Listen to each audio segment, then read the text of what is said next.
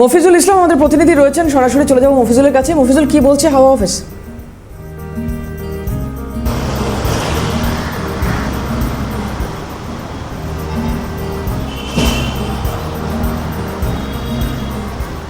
দেখো, বিগত দুদিন ধরে যেভাবে তীব্র দাবদাহর মধ্যে দিয়ে রাজ্যবাসীকে যেতে হয়েছে তার অবস্থার কিছুটা পরিবর্তন ঘটবে।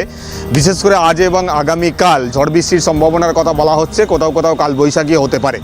এবং সবথেকে যেটা চিন্তার বিষয় এবং জানার বিষয় সেটা হচ্ছে দ্বিতীয় দফার ভোটের দিন 29শে এপ্রিল কেমন থাকবে রাজ্যের আবহাওয়া।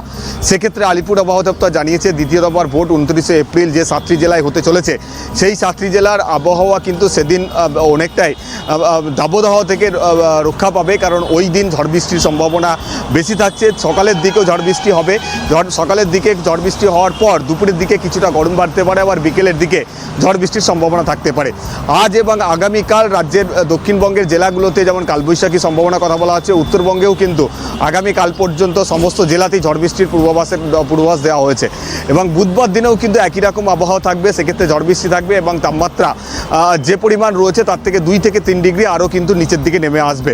ফলে কিছুটা স্বস্তিদায়ক আবহাওয়া আগামী কয়েকদিন বজায় থাকবে, তারপরে আবার কিন্তু তাপমাত্রা বাড়তে পারে।